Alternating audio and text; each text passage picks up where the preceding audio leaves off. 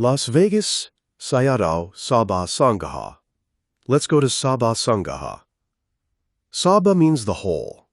Sangaha means compendium, so we can call this section the compendium of the whole. In this compendium, we will see mind and matter. It covers all Paramatha Dhamma, or Nama and Rupa.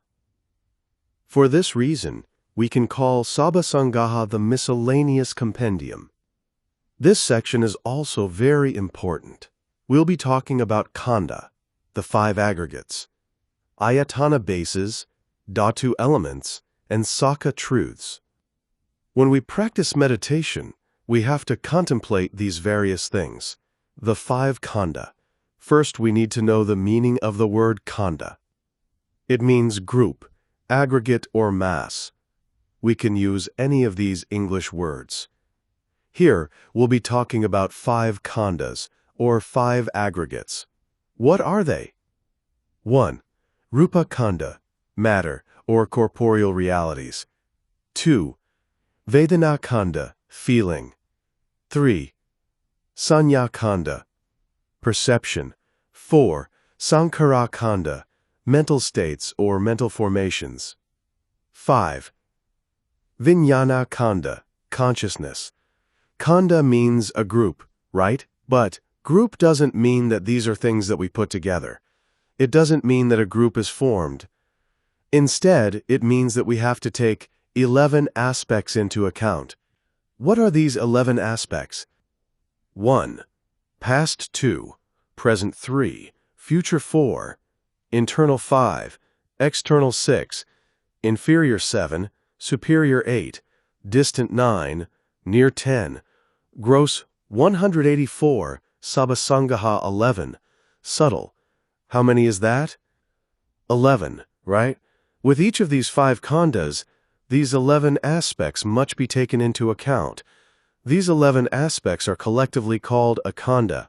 Now you know what group, or khandha, means, right? It means these 11 aspects. Now I'd like to explain what is meant by the past, the present, and the future. Let's look at Rupa Khandha, or matter.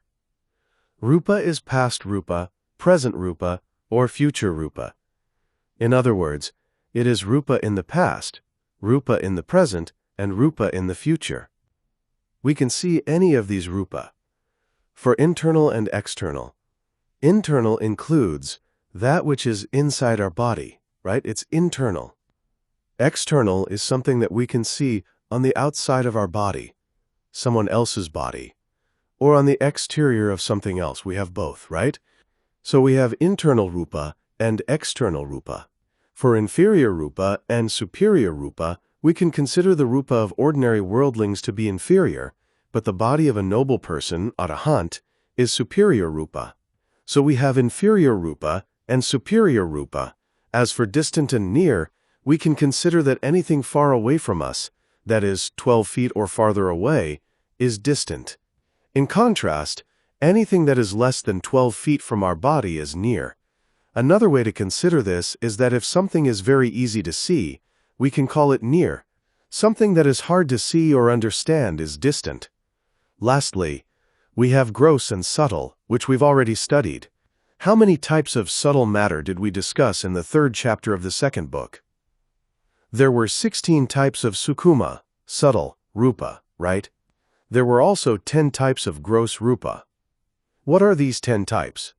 They are eye sensitivity, ear sensitivity, nose sensitivity, tongue sensitivity, body sensitivity, visible object, sound, smell, taste, and tangible object. These are the 10 types of hard, or gross matter. And we have 16 types of subtle matter. These 11 aspects are not found only in Rupa. All Khandha have these 11 aspects. Look at Vedana. We have past feelings, right? I felt this way many years ago. We also have present feelings. I feel this way now. And we have future feelings as well. So we have past, present, and future Vedana. These are groups, right? That's why we call them Khandhas. 185 Las Vegas Sayadaw. We also have internal and external feelings, as well as inferior and superior feelings. What's an inferior feeling? If we have a pleasurable or displeasurable feeling about a sensual object or something demeritorious, then it's called inferior. Sometimes, though, we have a pleasurable feeling after doing something meritorious, right? This is called a superior feeling. Can you see how feelings can be superior or inferior? We can also have feelings that are distant or near, and gross or subtle. So think about these 11 aspects, which we group into khandhas. What about sanyanya? It's the same. This is perception, right? We can have perceptions about the past, the present, or the future. We can also have perceptions that are internal, external, and so on. It's the same for mental formations, or vijnana. If you understand just rupa, the remaining 4 will be understood as well. With vijnana, we have past, present, and future consciousness, and so on. See that? The Buddha taught this analysis of these 5 kinds of aggregates. Why? He wanted us to eliminate the wrong perception or the wrong view of ego, self, personality, and so on. The strategy is to analyze this so-called being into 5 groups. If we have the wrong view about this matter, our thoughts, our speech, and our actions will be directed wrongly. The Buddha wanted us to get rid of wrong view.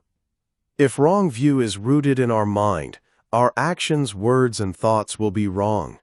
This will cast us down to the lower states again and again. What happens when we have wrong view? We take issue with one person, then another, then yet another.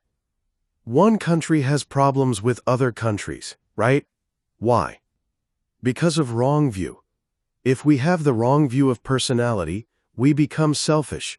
And if we are selfish, problems will follow. This is why the Buddha divided an individual into 5 aggregates. When we understand the nature of these 5 aggregates one by one, we will see that we experience all of them in every moment. We will come to see just 5 aggregates: no I, no you, no man, no woman, just performing their functions. They just arise and disappear. They are impermanent, suffering, and not self. When we really understand the nature and characteristics of the 5 aggregates, we won't have to worry or feel sorrow over the sufferings of this body, our position in life, or anything else. Otherwise, we will experience misery anytime things don't go as we wish they would. So we need to study, and especially practice meditation, to understand these 5 aggregates. Normally, we think, this is man, this is 186 Sabbasangaha woman, this is I, or this is you. But, really, it's just 5 aggregates. They arise together and disappear together in every moment. Right now, you're listening to what I'm talking about, but really, it's just 5 aggregates arising and disappearing. What's the first one? Rupa Khandha. There's my voice, right? This is Saddha, which is one kind of rupa. There's also your ear sensitivity, which is also rupa. This rupa is just arising, continuing, and disappearing. In Pali, we call this upada, arising, thiti, continuation, and bhanga, dissolution. So there's just rupa in every moment. When you hear what I'm talking about, you have a feeling. This is Vedana Khandha. The feeling may be pleasant, unpleasant, or perhaps neutral. It depends on your thought or reaction, right? Even if someone says something kind to us, sometimes we don't want to hear it and end up with an unpleasant feeling, right? Can you see how feelings arise? There's also perception, or sanya khandha. We speak using terms that we already know and understand. What's khandha mean? We've already learned what it means, so there's perception. Oh, I know what this means. Because we have already talked about khandha, and you memorize the word, you know what I mean when I say it. This is perception. What about sankhara khandha, or mental formations? It's hard to explain this one, because there is no equivalent English term for it. We can get close by calling it mental states, or mental formations. It's not exact, though. Sankhara here is referring to cetana, volition. We have 50 cetasika here, right? Cetana is predominant in the remaining 49 cetasika. If you have a good or bad heart, a good or bad feeling, a good or bad thought, this is because of sankhara, which forms your mind to become good or bad. We call this mental formation. We can also call these mental states. So now you try to listen to what I'm saying. This is Sankhara Khandha. You're paying attention. What's paying attention? Vitakka, or initial application. Vitakka is one of the 50 Cetasika included in Sankhara Khandha. See how Vitakka, which we call Sankhara, arises? And there's Vijnana Khandha. This is consciousness. You know the meaning of what I'm talking about, right? Rupa cannot know. Vedana is just feeling, so it can't know about the object either. Sanjanya is just perception, just the memorization of a name or term. Sankhara merely forms the mind to pay attention to what I'm talking about, but the knowing is consciousness. You know what I'm talking about, and so you take notes and record them. Right? 187, Las Vegas, Sayadaw. So in every moment, there is just these 5 aggregates arising together and disappearing together. We can't find a person here, right? Is it man or is it woman? Really, there are just these 5 aggregates. The Buddha taught this for the purpose of allowing us to eliminate the wrong perception and wrong view of ego, self, personality, and so on. That is why he analyzed the individual in terms of 5 groups or aggregates. What about their realities? What's the Paramatha Dhamma of Rupa Khandha? It is the 28 rupa, material properties, which we studied in the 3rd chapter of the 2nd book. I don't mean that it's the entire group of 28 here. Even just one of these 28 material properties is Rupa Khandha. Even your eye sensitivity, which is just one of the 28 rupa, is Rupa Khandha. The reality of Vedana Khandha is Vedana, or feeling. The reality of Sanya Akanda, perception, is Sanya Akana Khandha. What about for Sankhara Khandha? The reality is the remaining 50 Cetasika, which excludes Vedana and Sanyanya. We have 52 mental states, right? When we exclude Vedana and Sanya, it leaves 50 Cetasika remaining.